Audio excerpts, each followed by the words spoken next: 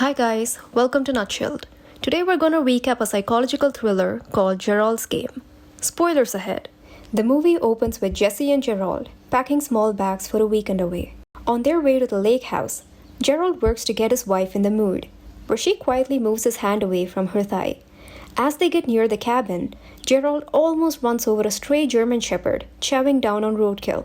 Jessie immediately wants to help the dog, but Gerald reminds her that they're not there to adopt an animal. They arrive at an isolated lake house in Alabama for some time away. While Gerald takes Viagra for obvious reasons, Jessie feeds the stray dog outside, but when re-entering the house, they forget to close the door. Jessie changes into a new slip top, placing the price tag on a shelf above the bed, and practices sexy poses to impress her husband. Gerald takes a second Viagra and leaves his glass of water on the same shelf. He restrains Jessie with one set of handcuffs on each wrist, locked to the bedposts. She seems a bit surprised by this. Gerald's sex game starts consensually. Sort of. It's clear that Jessie is uncomfortable, but she tries to hide it.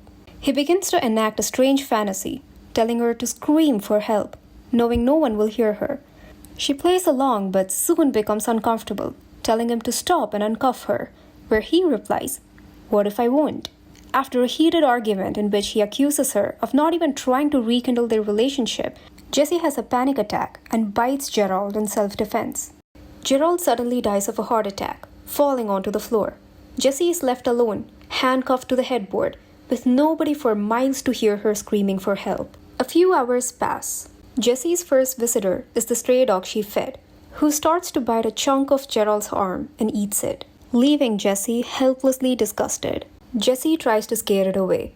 Jessie's next visitor is Gerald's ghost, who taunts Jessie horribly, saying cruel things about what a pushover she was. He then informs her that she has wasted hours already doing nothing, and she is beginning to suffer from dehydration and fatigue. To counter this horrible hallucination of her cruel dead husband, another version of Jessie appears, a stronger version of Jessie that goes head-to-head with Ghost Gerald and tries to help Jessie rescue herself. Ghost Gerald and the imaginary Jessie trigger her to remember the glass of water above the bed, which she is able to reach out but cannot bring all the way close to her mouth. After a long time of thinking, the hallucinations remind her of the tag she put on the shelf. She reaches to the tag, rolls it into a drinking straw, and drinks a few blissful sips of water. Jessie wakes in the middle of the night from a terrible sleep. But as her eyes adjust to the dark, she sees an odd figure in the corner of the room. It's extremely tall, and as it walks out of the shadows, she sees its skeletal face and wide-mouthed grimace. Its hands are almost claws, and holds a bag filled with bones and trinkets. Jessie thinks she's hallucinating again, as she had with Ghost Gerald and her other self, and keeps saying, "You're not real." But Ghost Gerald then appears to say that the figure is death, waiting to take her.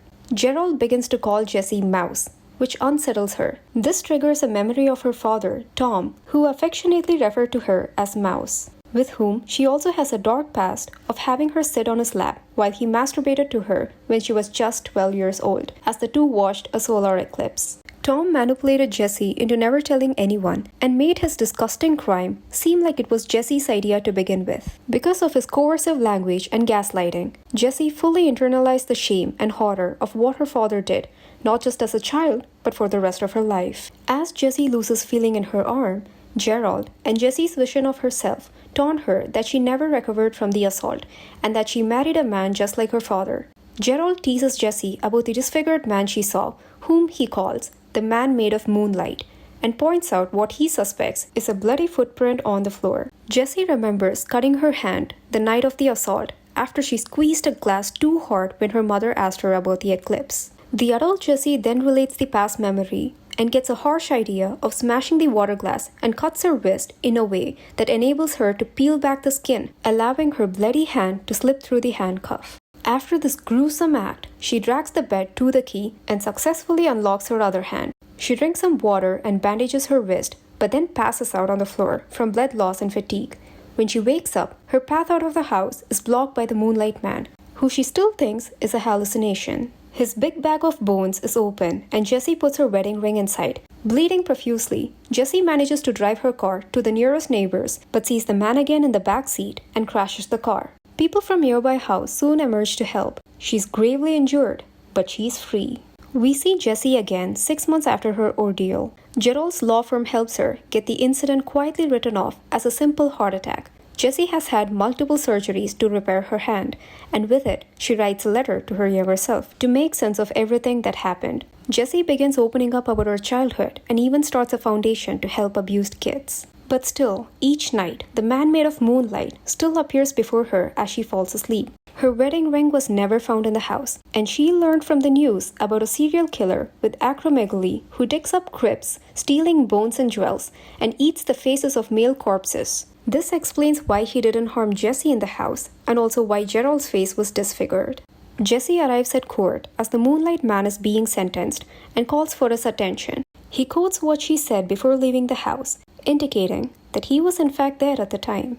She sees her father and husband's faces in him as she stares him down, where she says, "You're so much smaller than I remember," and walks into the street with sunlight gleaming down on her as a different kind of free woman.